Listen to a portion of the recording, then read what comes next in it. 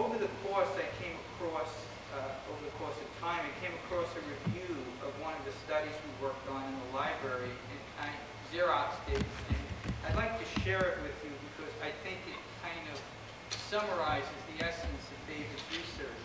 So I have to go to the transparency machine.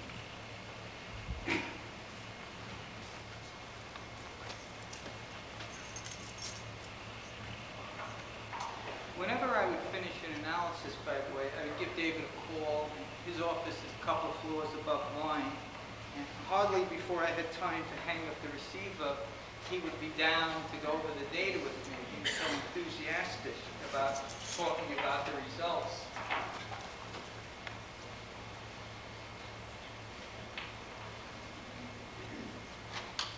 The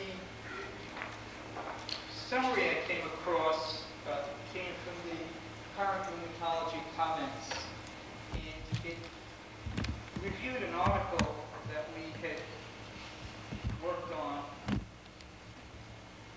that dealt with arthritis and nephritis in patients with systemic lupus, and Ellen and myself collaborated with David on this, and it dealt with the protective factor in the nephritis of SLE.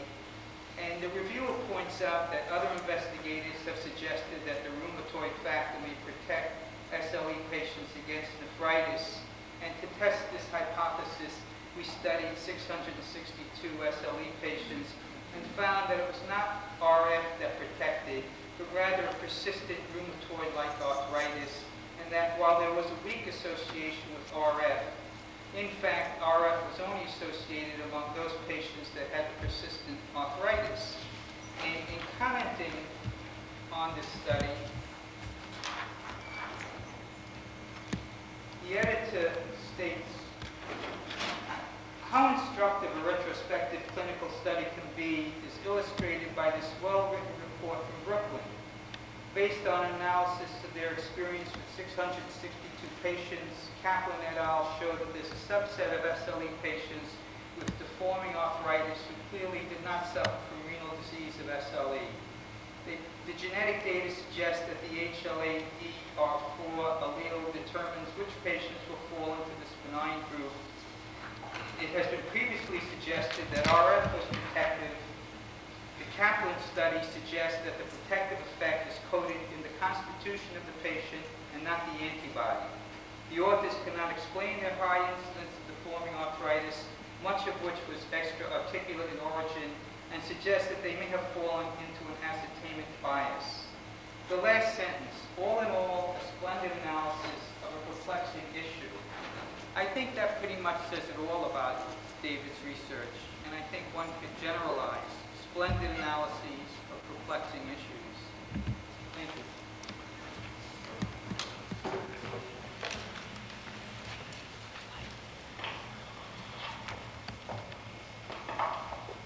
To continue this travelogue of David's career, I'd like to hear from Dr. Rano Yachts, who did rheumatology training in our division and is now in the faculty with us.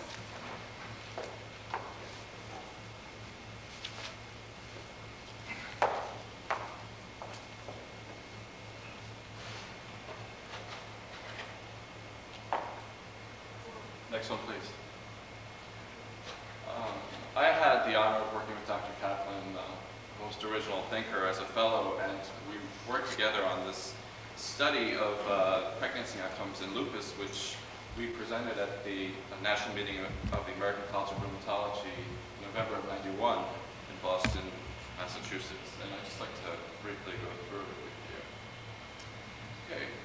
Women with systemic lupus who become pregnant are less likely to deliver normal full-term babies than other women. The fetus is a partial graft and as such is maintained by a balance of protective and detrimental immunologic influences which result in acceptance or rejection of the fetus. Bad pregnancy outcomes, which may be increased in SLE, include preeclampsia and spontaneous abortion. Interestingly, in normal women, preeclampsia occurs more frequently in first pregnancies, suggesting a possible immunologic interaction between mother and fetus. Protection against preeclampsia during pregnancy can be due to presensitization resulting from previous pregnancies, prior exposure to sperm antigens, or prior transfusions, production of maternal blocking antibodies against those fetal HLA antigens which are paternally derived, that is, against those key immune markers contributed by the father, may be protective against spontaneous abortion. These concepts might lead one to question whether or not multiple pregnancies from different fathers might have an effect on pregnancy outcome. Since SLE is a disorder of immunity, we were interested in examining this issue. Dr. Kaplan always insisted upon a clearly stated null hypothesis, as seen here.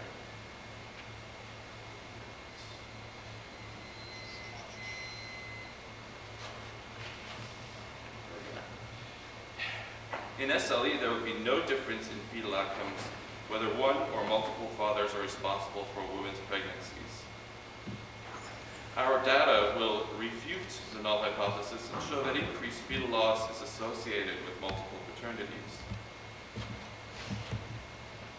We conducted a retrospective pregnancy survey of 120 SLE patients seen in the arthritis clinic at SUNY Brooklyn and compared the results to 129 women of similar age and race with other forms of rheumatic disease. 55% of pregnancies in SLE patients resulted in full-term live births. A significantly higher proportion of full-term live births, or 63%, occurred amongst pregnancies in the comparison group. The percentage of live births prior to disease onset did not differ between the two groups. However, SLE patients were far less likely to have a live birth after the onset of lupus compared to live births after the onset of other rheumatic disorders in the control group, 41%.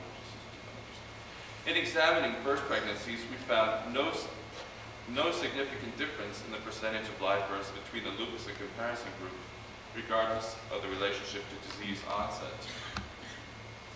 More striking differences emerged in the pattern of subsequent pregnancies. 100 of the 120 SLE patients had at least a second pregnancy. Among those with the same fathers as for the first pregnancy, 76 resulted in live births. However, in the 33 cases in which there was a different father for the second pregnancy, only 15 live babies, 45%, were born and survived in the neonatal period. The difference was most evident prior to the onset of disease in both groups. The effects of multipaternity after disease onset was no longer noted. Dr. Kaplan postulated that this may have been because the disease itself has a more marked effect on pregnancy outcomes than the effect of paternity. Finally, we examined the outcome of all pregnancies subsequent to the first, ranging from 2 to 5, with as many as 5 different fathers. Among SLE patients with a single father, 68% of pregnancies resulted in a live birth, compared to 42% of lupus pregnancies with multiple fathers. The probability that this is due to chance is 2 in 10,000, and the difference here is even more apparent prior to the onset of clinical disease. The conclusions that can be drawn from this study are: first pregnancy outcomes do not differ between SLE patients and our comparison group. Multiple fathers have a detrimental outcome on pregnancy in SLE. This detrimental effect is more obvious prior to the onset of clinical disease. The genetic and immunologic factors which may be responsible for these findings are yet to be explained.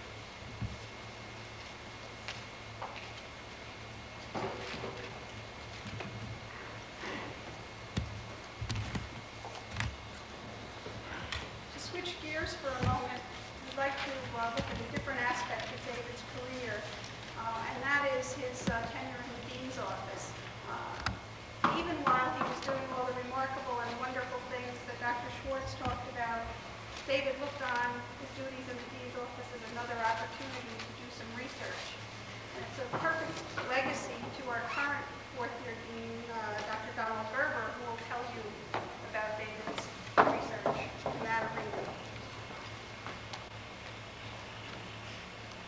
I'm going to tell you about some of the work that David did on the analysis of the medical students and what specialties they go into. And that data was never published. I don't think he ever intended to publish it. He did it because he wanted to, because he enjoyed it, and he was very playful about it. And he collected the data and he gave it to me to look at it, and I can show you some of the conclusions that were statistically significant that derived from what he extracted. He went through several classes of students, that's hundreds of students, and on each student he recorded the MCAT, the GPA, the occupation of the parents, and the specialty that the students went into, and his overall final evaluation of the patient in the last sentence of his famous Dean's letters. You have the first slide? You just push... No.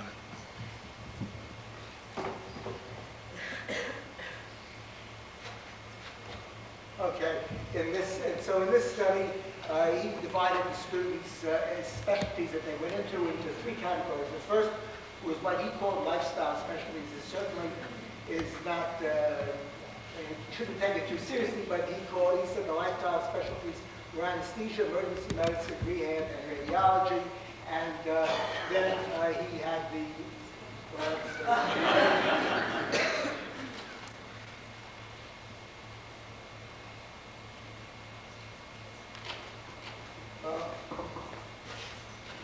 that's it. Then he had what he called the cognitive specialties, which were family practice, medicine, neurology, pediatrics, and one of his favorites is psychiatry.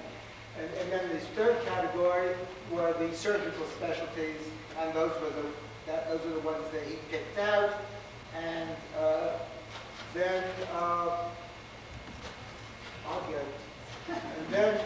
And then he has this conclusion is his first conclusion, and that is the one that he was principally interested in, and one of the reasons that he collected all this data, and what he suspected had some statistical significance, that the children of college graduates tended to choose cognitive specialties, and if you look at the cognitive, you will see that the college graduates are, if you look at the cognitive, the percent of college graduates is 69 against 57 for high school graduates, where the 69 is, of course, larger, whereas in the lifestyle, the 31 is less than the 43.